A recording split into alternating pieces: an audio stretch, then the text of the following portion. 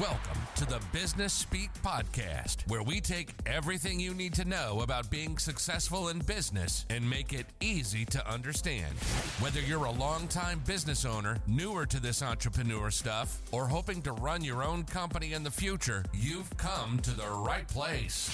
Featuring your host, professional accountant and business guru, Mr. Chill. So relax and have some fun with us as we journey through Business Speak, the language of business, simplified. Well, hello everyone. Welcome to another episode of the Business Speak podcast. I am your host, Mr. Chill, and I am joined here today by a special guest, Shelby Eloria. Welcome, Shelby. Thank you for having me. Yeah, I'm excited to have you. One of the reasons I'm excited to have you, actually there's multiple. So I learned recently that Shelby wanted to be an accountant at some point, so I'm curious to hear a little bit about that. Mm-hmm. Also, the topic today is something that I think I never would have thought we would have on this podcast. When I thought about what does every business owner want to know and need to know to run a successful business, I'm not sure a focus on what they wear and their branding would have been top of my mind, but I'm really excited for you to kind of teach me why that is pretty important. Absolutely. I also found that we have a cool connection in the naming of our companies, which we'll get into. Yeah. So all of that I'm pretty excited about. Now, one of the things I guess I want to introduce you as, I believe you kind of introduce yourself as a combination of a personal identity coach and an image consultant. Mm-hmm. So if we just start there for a second and someone comes up to you and says, what do you do for a living? Mm-hmm. I don't know if those are the terms you use, but they said, can you explain what that means? What would you tell them? I would tell them I help you reflect who you are in the inside with what you wear and how you show up. So it's kind of that inside out approach that I take to what I do. Do you find people get scared to let the inside of them show on the outside? Yes. It is hard. It is hard to, because we have this idea of when we think of style of I should be this, or I should dress like this, or like oftentimes when I meet someone, they'll be like, oh, don't look at what I wear. And it's really about empowering yourself to know who you are and what lights you up. And everybody's different. And I really love it because people often come to me to be like, well, what should I wear? Tell me what to wear. And through the process, I get to know, I draw out who they are and I get to know who they are. And I reflect it back to them. And I have a process I use to help in terms of their style and what they wear, how they show up in it. And that the best part of what I do is that moment when they put something on that they've never thought of before and they stand up a little bit taller. And they're like, I can tell that in the mirror, they're seeing themselves differently. It's beautiful. We had talked about before we hit record on this podcast how rewarding your job and career probably is. Yeah, it really is. It really is. I always wanted to do something that would impact people's lives, like many people do. And I never thought it would have been this. I never did. Well, let's dive into that. So I'm going to read the bio you gave me, and then I'm going to dive into the accounting thing because I'm curious about that. Here's it. So Shelby is a keynote speaker, personal identity coach, and image consultant, as well as the founder of All Set Style and co-founder of Black Sheep Co. or company. She helps clients refine their identity, image, and impact, offering fresh perspectives that empower them to see themselves in a new light and elevate their personal brand. Her passion and purpose is helping people embrace their true identity and gain the confidence they need to go after their greatest dreams. I'm going to dive into one aspect of this for a minute. Mm-hmm. When I thought of personal brand the first time I read this, I was thinking of, well, yeah, we're speaking largely to business owners who are listening in, and what branding are they putting out there for their business? But you don't need to have a business to have a personal brand, right? Am I thinking about that correctly? Yeah, absolutely. So someone who does not own a business, what is a personal brand?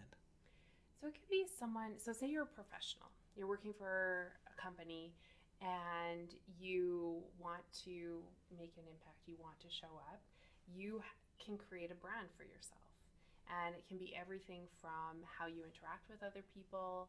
It can be how you dress, how the language that you use, even the body language that you use. Are you someone who looks people in the eye? Do you smile? Do you have a more neutral? Are you closed off?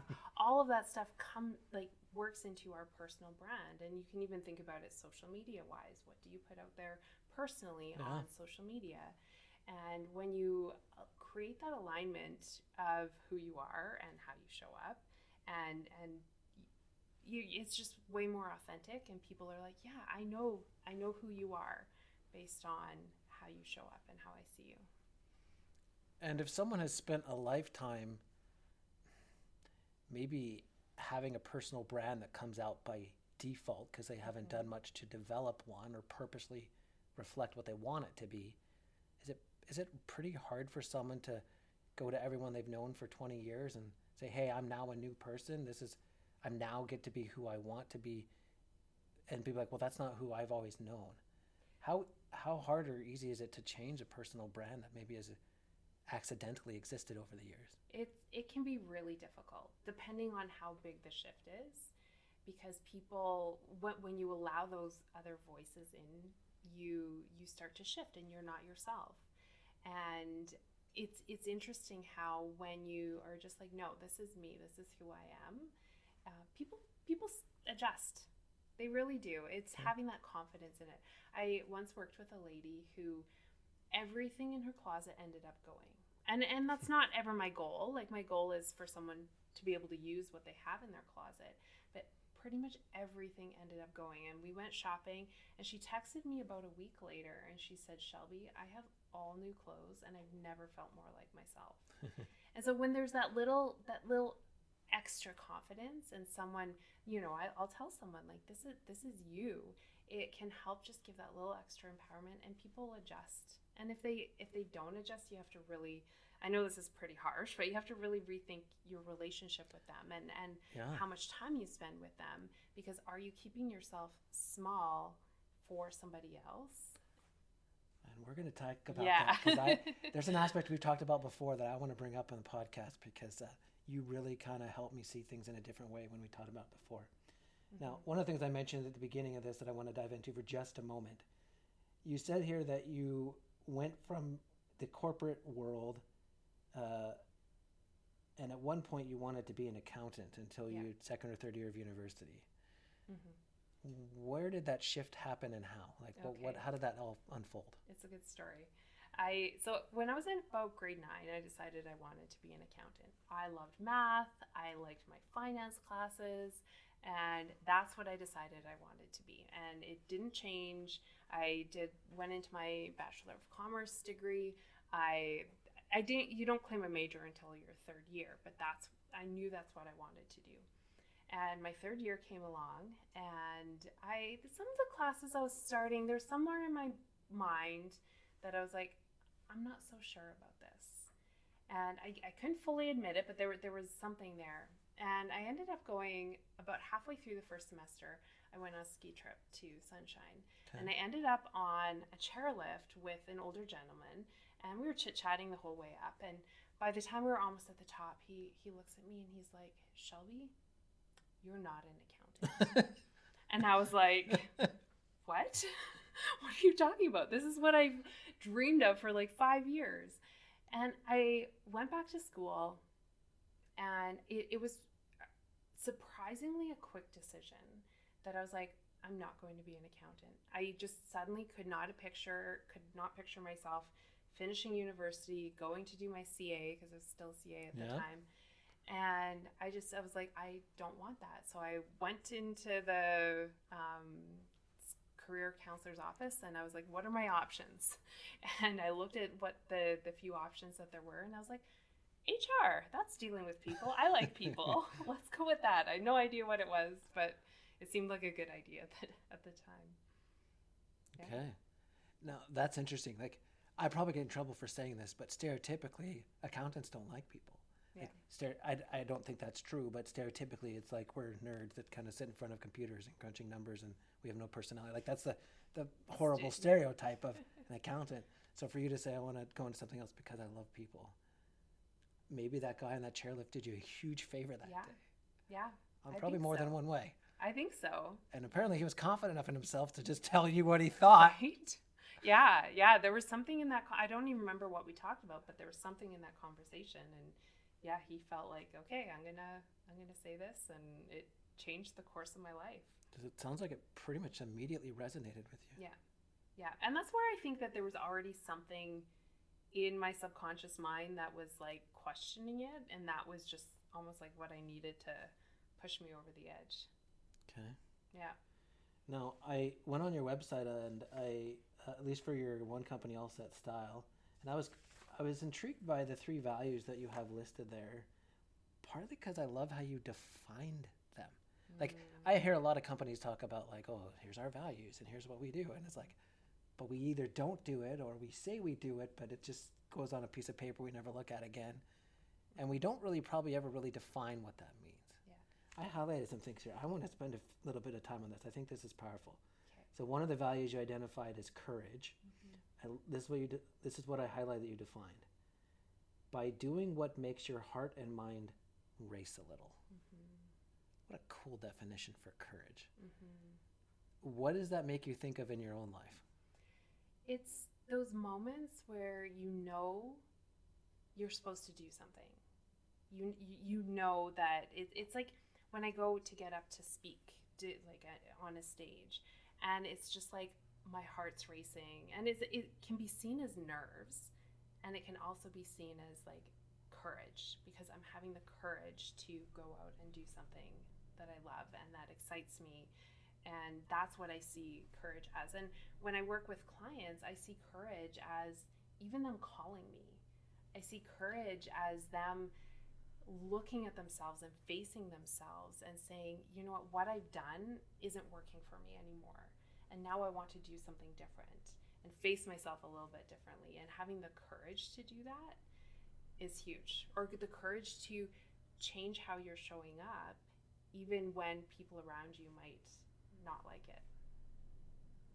Yeah, and it sounds like even when you talked about like getting on a stage, like some people might say, oh, I'm feeling nervous. I must not be meant to do this. But you actually use that almost as like a positive energy. Yeah. That's cool. Yeah. And another one you have here is curiosity. And again, I love how you defined it. Being open and curious about new experiences and challenging your knowledge. Is there any story behind that? It's really, again, about how I see when people come to work with me. They're curious. They're developed. I see what I do as part of our personal development, and it's getting curious about who we are. And it's like, well, my style hasn't worked for me in the past, or hasn't been working for me. Maybe at one point it did, but it's not anymore.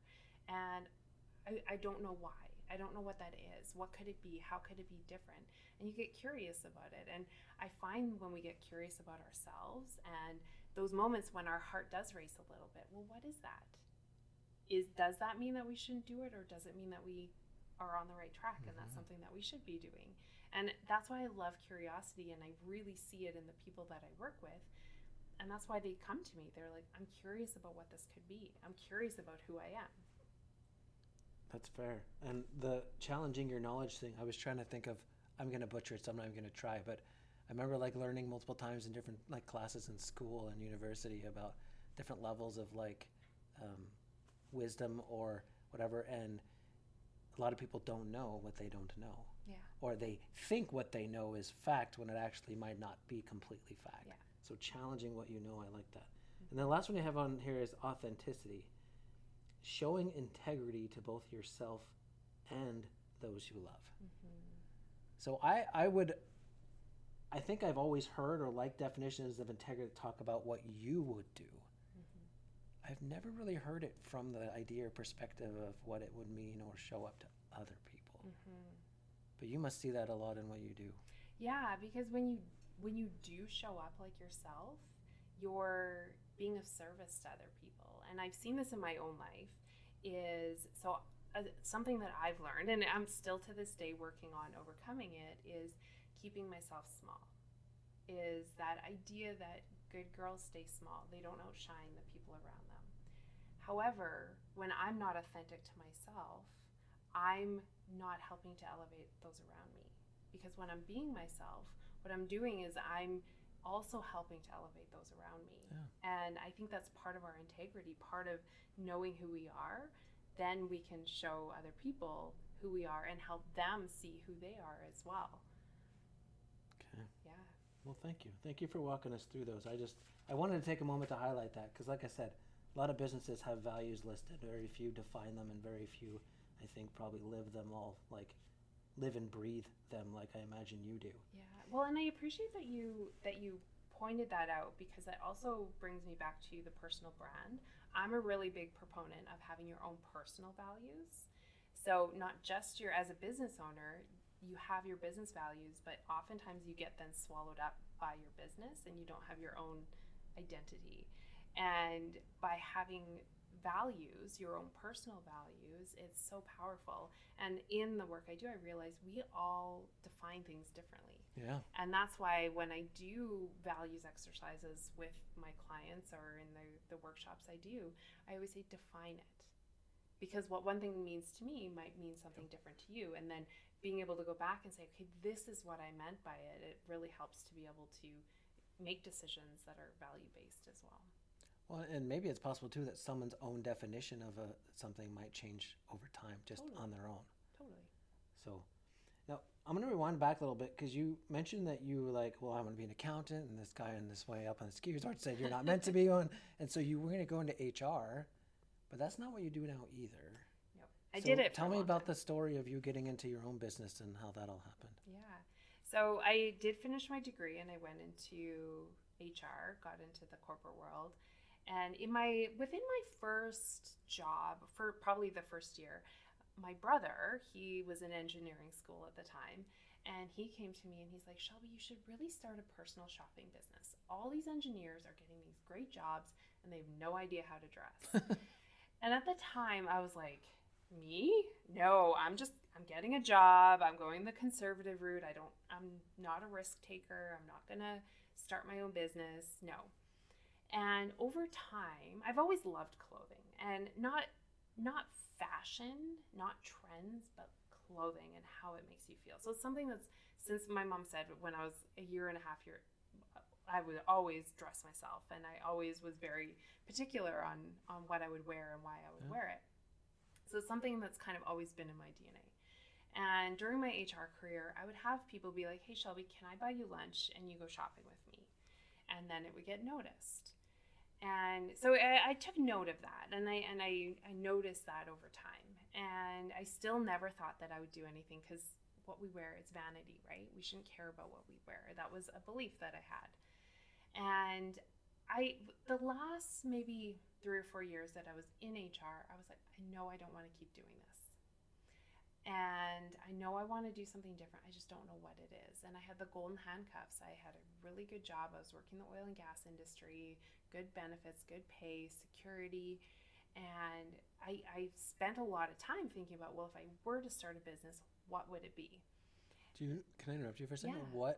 What was it about HR that you were like, I'm not sure I want to keep doing this? What can you pinpoint something that you, and maybe you can't, but I honestly think after I came out of it, I think it was, I don't like reporting to anybody. I had some great bosses there. I had some great people that I reported to, but I realized that I want to be able to make my own decisions. That's fair. Okay. And I think for a lot of business owners, that's kind of what drives them. And so I think that was it, and maybe some of the bureaucracy of a business as well.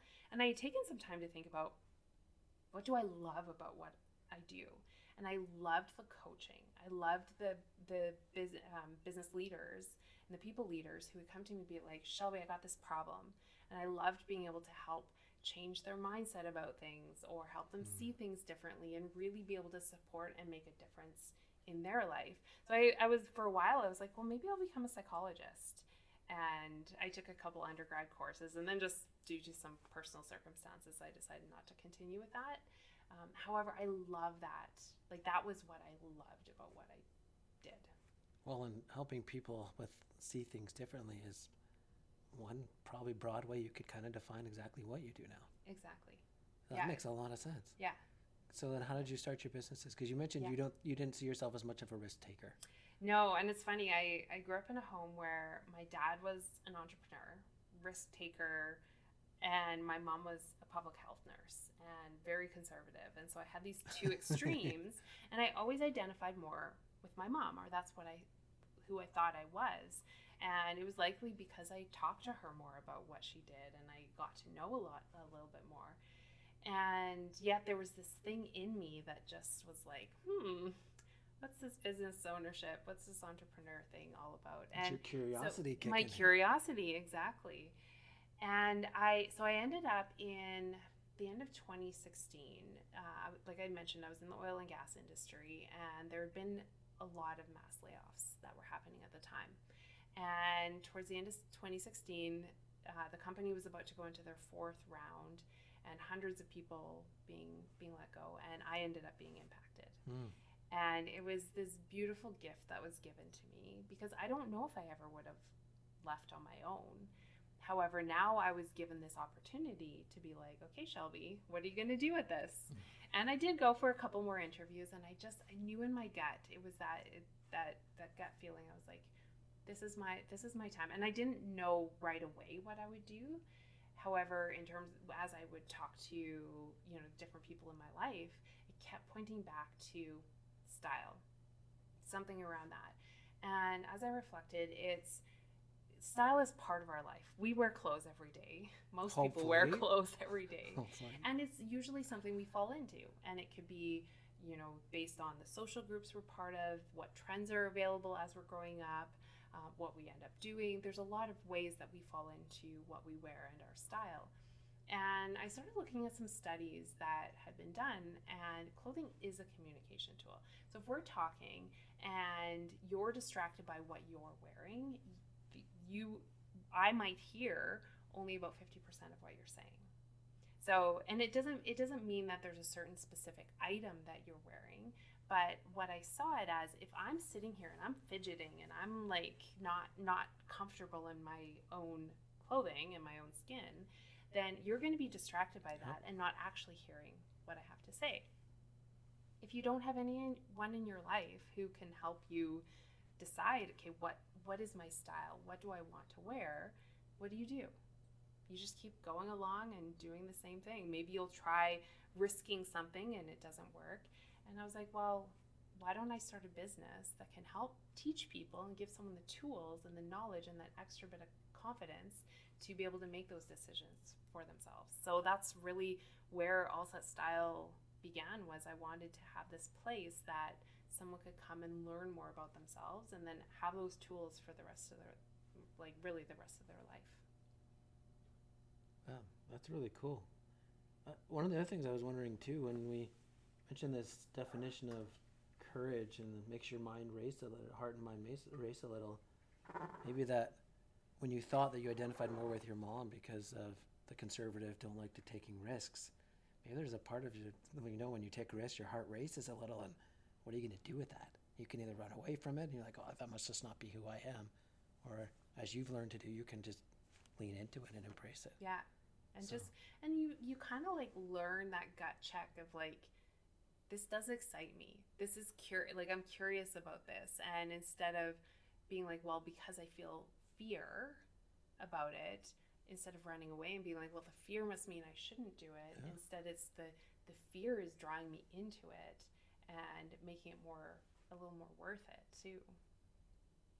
Thank you. Mm-hmm. One of the things I can't help but sort of think about in what you do and kind of understanding it a little bit is, and we talked about this before we hit record on the podcast, but I feel like I'm probably in really, really good company of people who, at least on occasion, if not more than occasion, I wear what I wear because I feel like that's what's expected, right? Like, for example, I'm pretty involved in my church, and I know myself, my favorite outfit is jeans and a comfortable shirt. Mm-hmm. But I know that I would get a lot of weird looks and confuse people if I showed up to church in jeans and a comfortable shirt. Mm-hmm. They expect me to wear a suit and a tie, and so I do. Mm-hmm. And I think there's certain situations we get into where that needs to be the case. Yeah.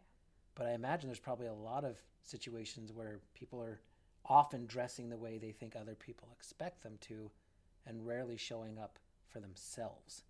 And again, I imagine that's a lot of where you come in. So there's four, so I do something called the style foundations, and there's 4 elements to it. And this is really helping someone to set up the foundations of what they wear. And so color is one of them. Silhouette is another, so the cuts of clothing. Style personality. So style personality is that, if you see someone wearing a very eclectic outfit and they look really good in it, that's their style personality.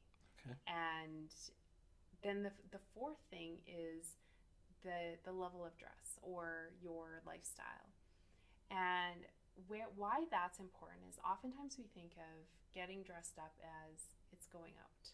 And so there's a certain expectation of what I should wear going out, or at work there's a certain dress for the job you want. So there's a certain expectation. And yes, there is that in life.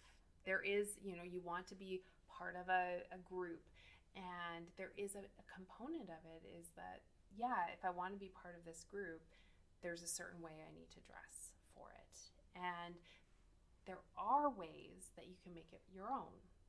And that's where style personality comes in. Okay. So I see style personality as it can affect you from lounging around on the couch in your sweatshirt and sweatpants and getting dressed up and going to a gala or going to church. And so a way that I would think about that is if you have a very, say, casual style personality, you have, and when I say casual, I mean it's more like you like more relaxed, a relaxed style of clothing. Yeah.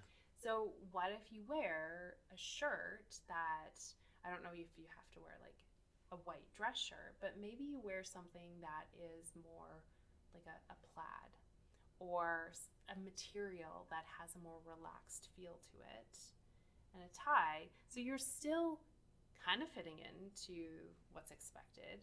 However, you're still being yourself in it. I used to joke that, because normally at church, I wear a suit. Often it's a very shade of like dark gray or black. White shirt is pretty much the common accepted thing. And so it was like the only things I knew I could change was my tie and my socks. And I've tried getting like fun, comfortable socks, and I felt so weird in them. So I must have probably not found the ones that really jived with me. And then it's the tie, and I'm like, I didn't feel like I had a lot to really like. It doesn't. No matter what tie I put on, I didn't feel like it made me more comfortable wearing a suit. So I never figured that out. But apparently, I just need someone like you to help me with navigating that. One of the conversations you and I had in a previous meeting we had was talking about how, as an accountant, I used to apologize to clients when they'd come to my office for like an initial client meeting and I wasn't wearing a suit like they expected me to wear. Well, you're an accountant, you're a CPA, you should be wearing a suit. Yeah, I know that's what you think, and that's kind of what I was taught too, but I'm not comfortable in a suit. If you want me to be a really good accountant, I need to be able to wear something where I can be me. And so after years of apologizing for not dressing the way people thought I should, then I just started to lean into what I actually wanted to. And to my surprise, clients actually would thank me. And they'd be like, actually, we're glad you don't wear a suit. We feel more comfortable around you when you're being yourself. And that had never really occurred to me before. Well, and it's interesting because there's almost like this, I don't know the exact term, but it's almost like this energy that you bring when you feel like yourself. So when you're wearing a suit to work and you're working with clients, you're not fully there because you're thinking about the fact that you don't want to be wearing a suit. Yeah. Right? So you're actually doing a disservice to your clients by showing up in a suit. And by wearing what you're comfortable in, you're now able to not even think about that, and you're fully showing up. So they're getting a more dialed-in accounting experience. Think about, I sometimes use the example of Steve Jobs, and it's easy to say, well, he didn't care about style. Actually, he cared about it so much, and that's why he chose the outfit he did, because it was him, he was comfortable in it, and it helped him to really dial into what he was really good at too. And his was the classic turtleneck look? Yeah, turtleneck, jeans, and runners. Yeah. Yeah. And so it's, I've worked with a few individuals who are like, I feel like a penguin in a suit. And I'm like, then don't wear it. Don't wear it. And if you have to wear it, like if you're in a situation where you have to wear a suit, well, maybe try and find a style of suit that is good for you. I have one client, the traditional suit just didn't work. We got a made-to-measure suit for him. It was okay. We ended up finding one with this more like an Asian collar style suit for him. Perfect. If he has to wear a suit, that's what he wears because that's what lights him up and will make him feel comfortable. Okay. He'd still prefer not to wear a suit. However, sometimes you have to work with what you do and how you have to show up. Okay. I want to tie some of what we've been talking about back into the concept of a business owner. Mm-hmm. So we've talked a lot about like your personal style and your personal values and being your authentic self. How does someone take those concepts and incorporate them in a meaningful way into running their business? Mm-hmm. So I teach a class and it's called Reflect Your Brand. It's to an group of entrepreneurs. And I always get those looks at the beginning of like, why is this something that we should care about? And there's a few reasons to care about. And we've already touched on it a little bit. And one of the things as a business owner is you put so much into creating a brand for your business. And you put so much thought and effort and energy into it.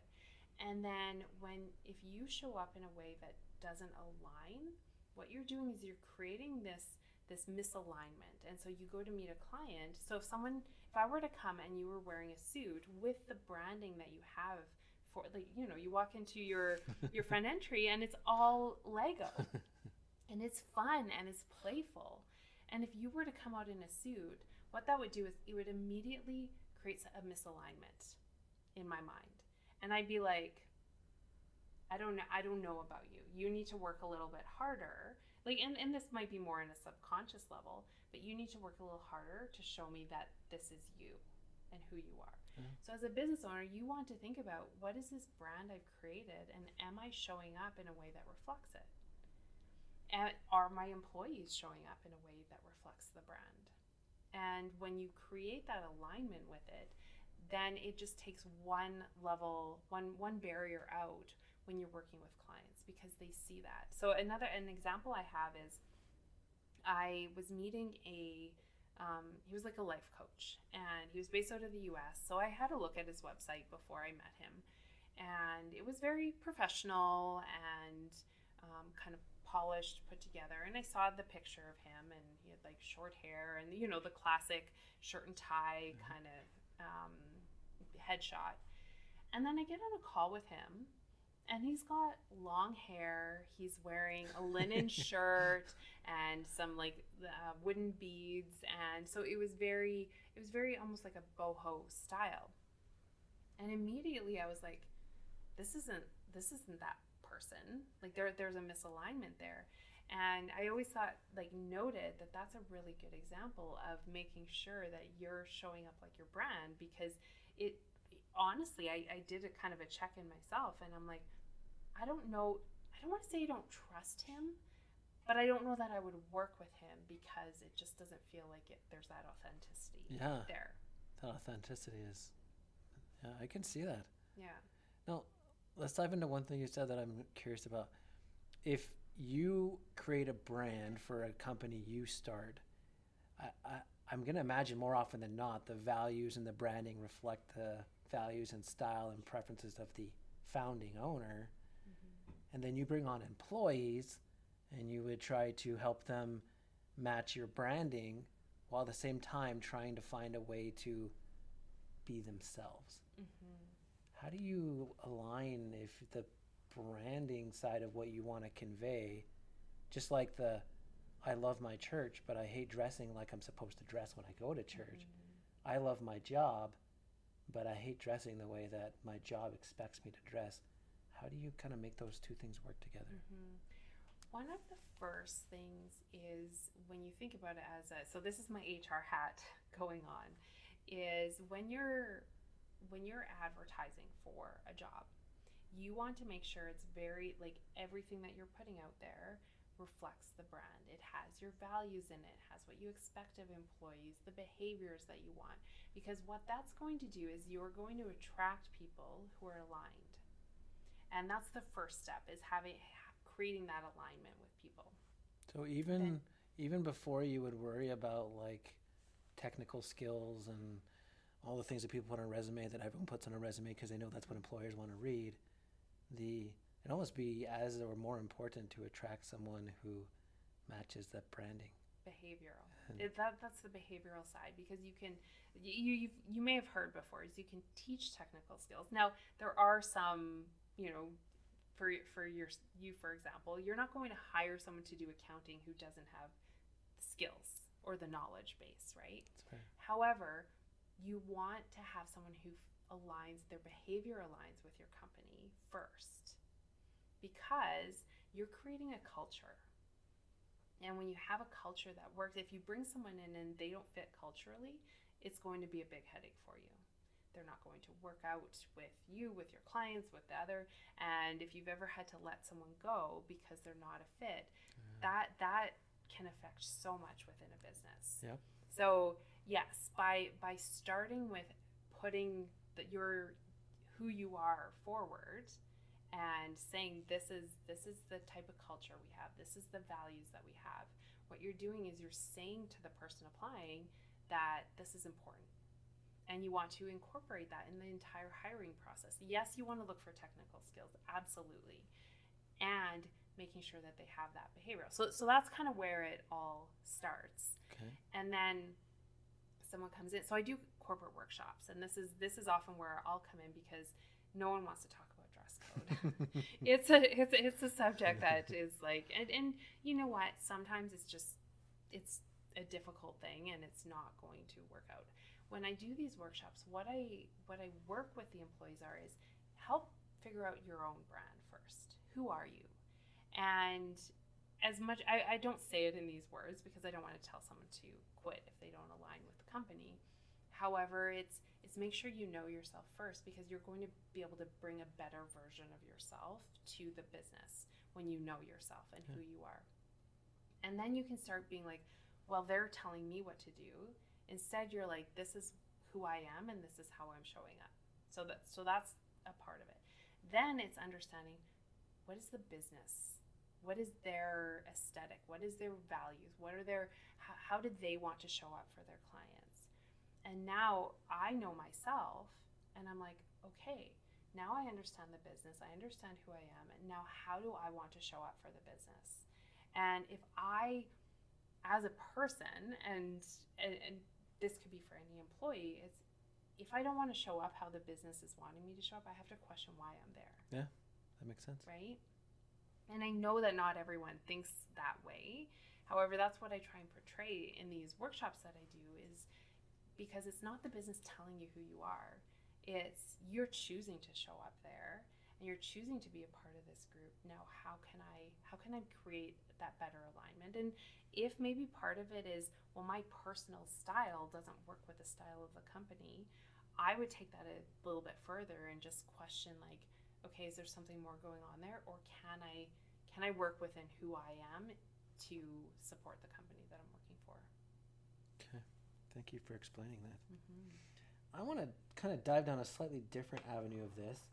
A lot of what we've been talking about so far has been assuming that a company has an established branding, or at least they have an idea that that's what they want. I'm thinking of like clients I have, or maybe a typical small business owner who has no employees. Maybe their entire work is like online, or they work from home, and they don't see clients face to face like ever. For someone like that, I have to assume that their branding and their image is still relevant, but they might wonder how or why. Mm-hmm. Is there still a place for that concept in a situation where someone's not really interacting in person with anyone? I think so, because how I see it, I've worked from home for years, since I started my business almost 8 years ago. And some days I don't see anybody. I don't interact with any clients. And I found that if I showed up in a way, like if I was wearing, say, sweatpants and a sweatshirt that don't feel like me, I don't work well. and I don't feel like I'm bringing my best to my day, and it's for me, and it's not for anybody else. And so it's starting to kind of shift that your time is for you. And so what I started to do was, well, I'm going to buy a sweatshirt that is one of the colors that I love. It's a style that I feel really good in. So when I put it on, I feel really good versus feeling really frumpy or sloppy. That's right. And with that, I show up differently. And even like I often will, I'm not seeing anyone, I'll still wear jeans and a nice sweater because I show up differently and I feel better about how I show up. So it is still important. It doesn't mean that you have to, get up and put a suit on every day when you're at home by yourself. However, it's choosing things that do speak to you and help you to show up better. That actually makes a lot of sense. I was kind of having a funny thought of how many people during COVID would have their Zoom meetings with their people, and they would be wearing no pants because you couldn't see that part on the camera anyways, but probably affected how well they participated in their company meetings if they were not really dressed. I've talked to people about this, and everybody's different. So some people, for me, if I was wearing sweatpants on the bottom, I would feel uncomfortable and I wouldn't be showing up my best on a Zoom call, even if no one could see it. Yeah. However, I've had friends who are they love it and they think it's so you guys don't know, but I'm wearing shorts or sweatpants or whatever on the bottom, and they actually show up better by doing that. Okay. And so I think it's just knowing yourself and paying attention to how do I want to show up today, and how does that align for me? And that's a beautiful part. And that's what I love. Part of what I love about what I do is everyone is so different and unique. And it's actually one of my top strengths is called individualization, if you've ever done the Strengths Finders. And what that means is I really see people as an individual. And I'm not going to try and clone anyone as okay, you're this person like this person. It's no, you're you, and we're going to figure out what this looks like for you. And it's a really cool thing to be able to see someone when they're yeah, this is me. This is who I am. Okay. So again, about what you said, what might be very uncomfortable for one person might be exactly the positive energy they need for a different person. Yeah. So that's kind of beautiful way of saying it. Yeah. So again, you get to see the whole spectrum and trying to help them embrace whatever that looks like for them. Yeah. So, yeah, that's really cool.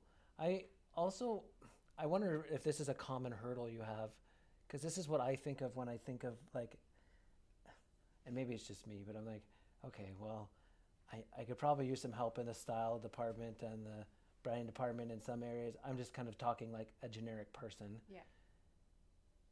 But I kind of put on a few pounds over the holidays or since COVID, or I was working all the time, but life got in the way and I haven't been to the gym for a while. So, maybe when I've lost those 10 pounds, or maybe when I feel like I look better in the mirror, or maybe whenever, then I'll bring in someone like Shelby to try and help me. I'm sure that's something you must come across all the time. Totally. How do you help someone through that? Well, number one is I always tell people is dress for who you are right now, because that will help you to feel more confident and comfortable in your own skin instead of always trying to be well, when. It's this when then energy. Yeah. And instead, embrace who you are now. And I've seen in people is when they do that and they dress for who they are now, they start to lose some of those pounds. And another thing that I've shared this story before, not on this chat, but where our attention goes, energy flows. So I had this client once that she was in from out of town, and so I was working with her back-to-back days. The first day we do my style foundations, and she kept talking about the part of her that she has problems with. And this is like most people, the list of things that they are uncomfortable with in their bodies longer than the things they love. Mm-hmm. And so what I challenged her with was, well, there's this concept of where our attention goes, energy flows. If you constantly look at the things that you don't like about yourself, if you constantly look at, well, I need to lose the weight here, here, and here, then that's where your energy is constantly going. what if you put your attention on something you love? And if you don't have anything you love, find something. And so she did that. She came to me the next day and she's like, Shelby, I did it. I looked in the mirror and I love my arms. And so she's like, I just like put the attention on my arms. And she's like, I woke up today and I felt like I lost 20 pounds. Because there's a level of like this emotional weight that we carry when we constantly have this negative view of ourselves. And so by doing that shift, she nothing actually changed, but it was her perception and where her energy was going actually changed. So I always say don't wait. Maybe you don't want to invest a whole bunch of money in a lot of clothing if you're on that track and if you're actually doing it.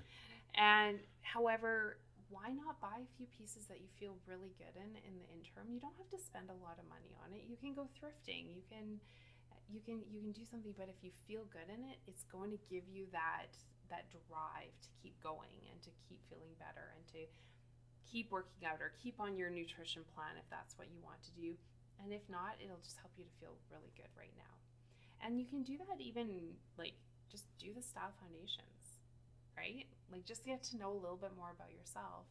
And even someone can do it without even working with me. If you just pay attention to when you put something on in your closet, what gives you that little extra energy? Wear more of that. And is it safe to assume that you would be able to help people of all sorts of body types love the way they dress and love the way they feel? Yeah. I can't force them because it's their own decision Obviously, to do it. But however, I give them the tools that will help them to be able to understand. And it's this idea that, well, I have to change my body to fit that. And it's like, no, you need to understand your body and then choose the thing that works for you. Because we have this idea that we have to change for everything else. Instead of it's like, no, find the thing, know yourself so you can find the thing that then works for you. And that, like, just that shift it's huge. It's in terms of being able to see yourself differently. Again, that authenticity part. Yeah. Now, at the beginning, we talked about you have two companies, All Set Style, and I don't know if you've talked about everything that one does, but you have this other one, Black Sheep Company. Mm-hmm. What's that one about? So, Black Sheep Co., it started with a friend of mine. I'm a co-founder of it. Okay. So, I call her my non-romantic life partner. She's like we travel together. We basically live businesses together and all of that kind of stuff. And so about a year ago, we were just sitting around chatting, and we had these conversation cards that we were talking about. And somehow the conversation got to, we feel like the black sheep in our life, in our business, in different areas. And we're like, I bet everybody feels like the black sheep in some area of their life at some point in their life. That was kind of our thesis our hypothesis that we came up with. And at the time we were like, well, maybe we'll do a podcast or merch and do this Black Sheep Co. And then as we sat with it, we started to be like, maybe there's more to this. And we started to talk to people about it. And you bring up the concept of black sheep and they're like, yeah, I totally feel like the black sheep. Every single person. Meaning the person doesn't feel like they fit in? They fit in. Okay. Yeah, in some area of their life. It's not necessarily in all areas of their life, but in some area of their life or at some point in their life, they didn't feel like they fit in and they couldn't show up authentically. So they started to hide parts of themselves. And so we kind of just started thinking about, well, what do we do with that? And oftentimes those things that we feel like we need to hide are our gifts, are the things that we're really good at, or the things that we're passionate about, but we hide them because of what other people might think around us. And we never face those parts of ourselves. I've experienced it, she's experienced it, so many people that we know have. So we've kind of sat with this for a while. And then this past summer, we met somebody who talked about this term identity coach. And I was like, what is that? And so I went and I Googled it, and there's not a lot about it, but it's this idea of it's our identity, how we see ourselves. And so where I started to go with that is almost like it's this personal identity. And in what I do with All Set Style, I started to see it's how you see yourself and then how you show up. And it's so interconnected, because when I work with clients, that's what I'm doing, is I'm helping them to see themselves differently and then how they show up. So we started to think about, in terms of Black Sheep Co., it's like this personal growth company, a personal identity. It's a different way of being able to see yourself and look at yourself. So we're launching it soon, but it's this program where we're starting with a program that helps you to see all those stories you tell yourself from your past, what you learned about yourself, the beliefs that you've developed. And it's taking the time to think about, are those my beliefs? What did I learn? Is that really truly me and who I am today? So starting to shift some of those beliefs and how you see yourself, because so much about what we wear. So this is where my two businesses really do, there's a lot of overlap in terms of the ideas of them, and that's me, right? Like that's what I bring to this. And oftentimes with what we wear, it's because of what we believe. It's some kid on the playground once said something to us about what we're wearing, and then you go your whole life believing you can't, or anything like that. So it starts with those stories we tell ourselves. Then we talk about what do you want to do? What's that vision that you have for your life? What is that thing that you want? And I don't know about you, but I spent a lot of my life believing I couldn't want more. I need to be happy with what I have. And as I started to challenge myself in this, what do I want? The dream of being a speaker, on stage speaker, came to me when I was 16 years old. Really? Yeah. And I knew I would be speaking in front of thousands of people. And I denied it.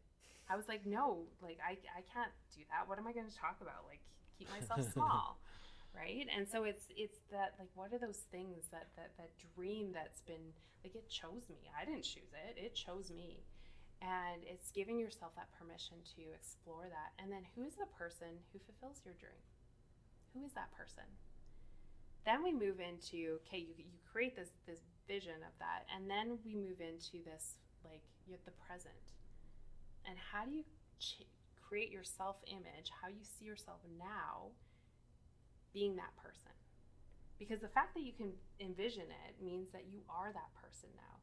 And so we help you come into being that person, and what are the tools, the habits, the ways that you see yourself to be that person now? What do they wear? Start wearing those things now. So that's kind of our first where we're starting with it. But it's really that understanding and seeing yourself as an individual. And even taking it further is my co-founder, her name's Danielle. Her and I, we're very different. So you talk about a morning routine and habits.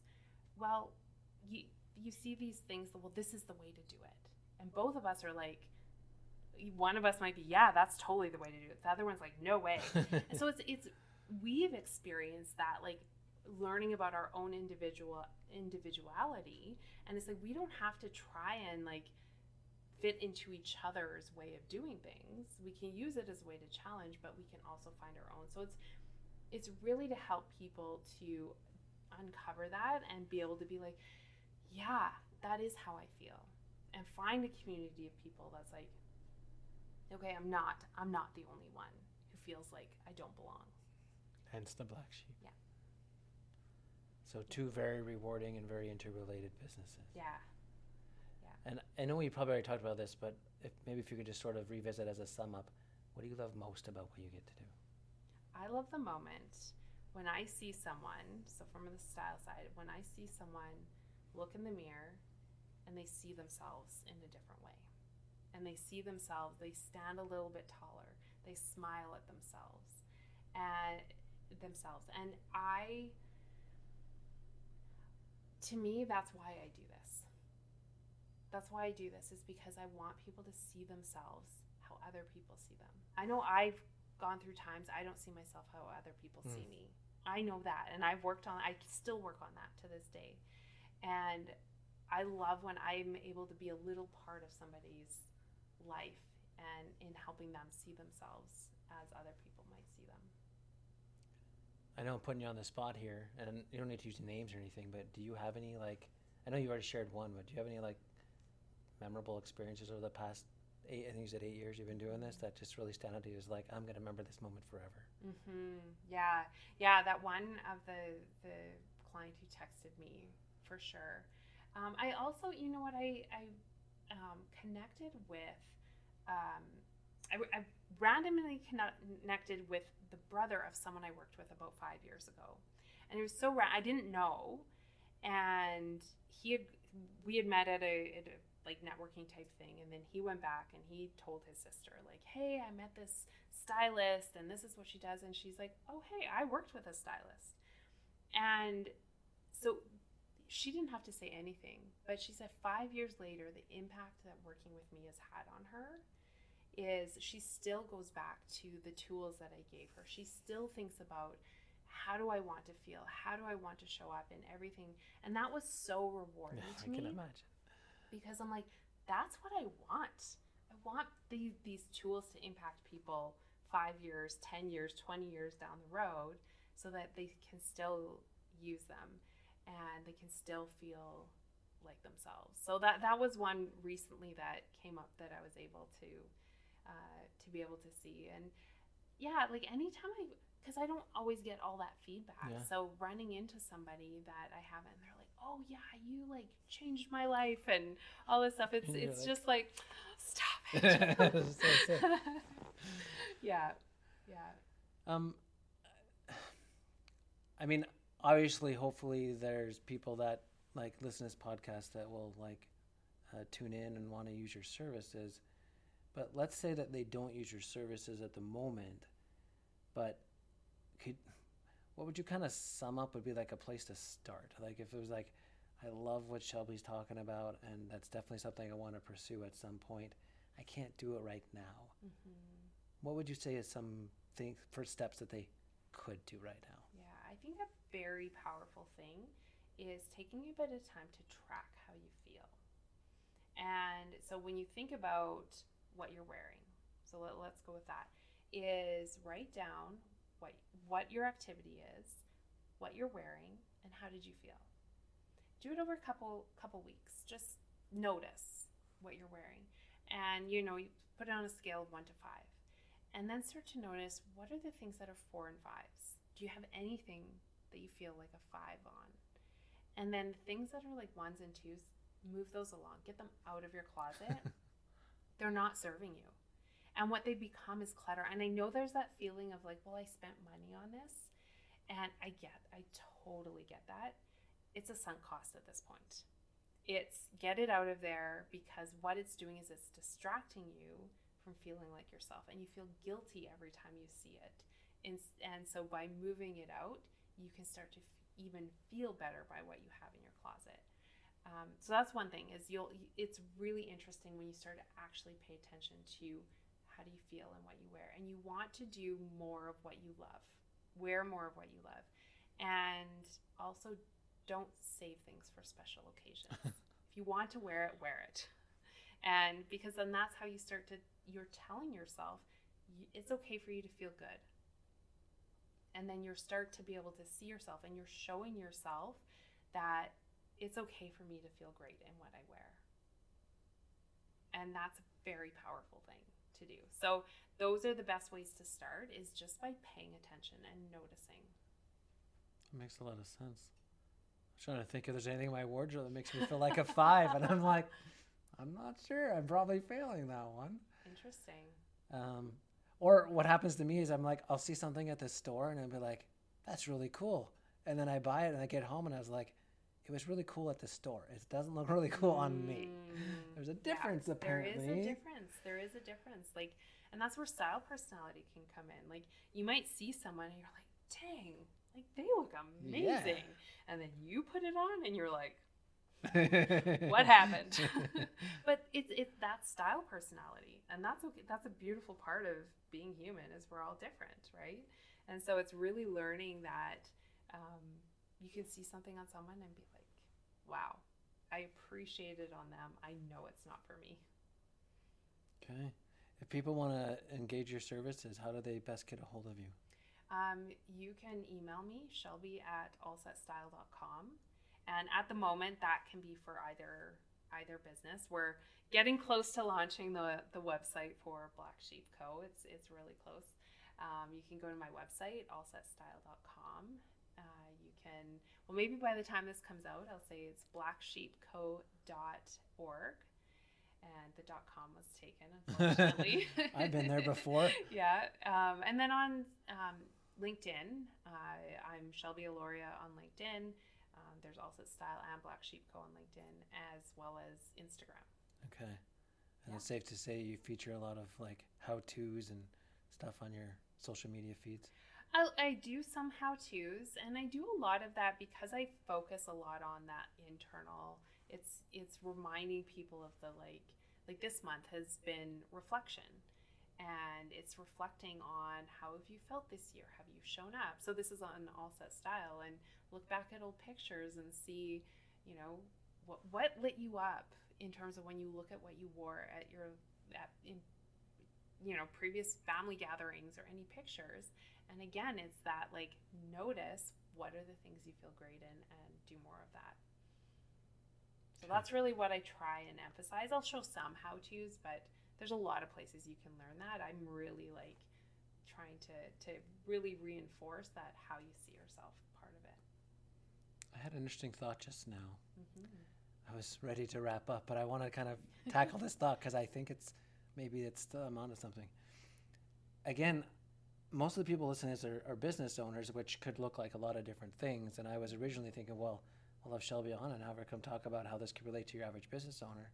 But the more I've been talking, like one area that I've been thinking a lot about, and maybe it's just because it hits pretty close to home with my family, is maybe I'll call it your typical mom who feels like she's not really ever showing up for her kids and her family the way she wants to. And I'm thinking to myself, well, maybe if she was dressing the way that lit her up inside, she would be able to show up more the way she wants to for those that she loves and those around her. Yeah. So this would not be just applicable to a business owner. This would be applicable to anyone that wants to show up in a better way for themselves and others than they currently do. Absolutely. Would you say that's accurate? Yeah.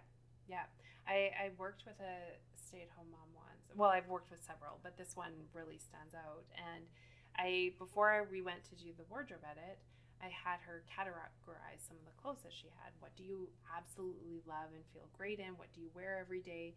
And everything she loved was for going out. But she goes out or went out about 10% of the time. I would say probably not very often. Everything that she had for her day to day, they were secondhand hand-me-downs, just things that she didn't feel great in. And she was like, well, that's fine for every day because I'm with the kids, it's getting dirty, all of that. So what we started to do was shift her mindset around it. Was you can feel good in what you wear every day. You can have clothes that you can get down and play with the kids and still feel good on. Maybe just throw a jacket on and you feel put together when you head out of the house. And they can be washed easily because you're going to need that as well. So it was a mindset shift that was probably the biggest thing, that you can have clothes that you feel good in day to day. Okay, well then help me and probably a lot of listeners change one other mindset that might be out there, which is this is amazing for girls, but I'm a rough and tough Albertan, or I'm a macho man. This probably doesn't have any relevance in my sphere, but again, I have a feeling you have a couple different thoughts on that. Yeah, so I actually it's about 50-50 men and women that I work with. And oftentimes I find with men, for both men and women, it's after a big life shift is often when they end up coming to me. So it could be a relationship change, it could be having children moving out. I do find a lot of the times with men, it's that relationship change. Okay. And maybe they're ready to go out and date again, or some of them are still in a relationship and they're like, I want to just show up better. I want to feel better about how I show up. Or a career change, something like that. And I will tell you, style is for men, women, tall, short, any size. It's for everybody. And I feel honored that I do have the ability to work with men and have them trust me and help them through that mindset shift for them as well. Thank you for clearing that up, because I could just, maybe I'm wrong, I just could picture certain guys listening to this podcast like, this is cool, I got to tell my wife. Yeah. Well, maybe this could also be for you. Yeah, totally. And I mean, for some people, I know it's not for everybody. I'm well aware of that. However, I think it impacts all our lives because we wear clothes every day, right? Okay. Well, this has been a wonderful experience to have you here. I don't know about our listeners, but I've learned a lot. And I think you give me some things to do and try at my own house and my own life, and I'm curious to see how those go. Mm-hmm. I know we kind of asked a variation of this question, but as we wrap up, can you maybe, I guess my question is, if people listen to this podcast got nothing out of today, nothing out of the last 45 minutes to an hour that we've been together, what do you hope they took away from today? I haven't used this term yet today. However, I've often thought about what is that thing that ties everything I do together? And it's life leadership. And it's being the leader of your life. And sometimes that's showing up for the people in our lives in a different way, and in an authentic way, and in a way that feels like us. So the thing I hope that most people took away from this is doing that little check and noticing, is there some way I can show up differently in my life? Is there some way, whatever way that is there some way that I don't quite feel like myself? And noticing that. It doesn't mean it has to go and be a big shift all at once, but it's just noticing it and getting curious about that. And it's starting to, I'm a big proponent of we lead our lives, and we get to choose, and we can stay in what we've fallen into, or we can take control and really get to know ourselves. And that's powerful. Mm-hmm. Thank you. Thank you. Yeah, I want to thank Shelby Eloria for being on our podcast today. This is the Business Speak podcast. Thanks for listening, everyone. We'll see you next time. You've been listening to the Business Speak podcast featuring Mr. Chill. Be sure to subscribe and add us to your podcast library to ensure you never miss an episode. We love hearing from our listeners. If you have a topic or question you'd like us to discuss, would like to be a guest on our show, or would otherwise like to get in touch with us, please visit our website at businessspeak.ca. Thanks for listening to Business Speak, the language of business simplified.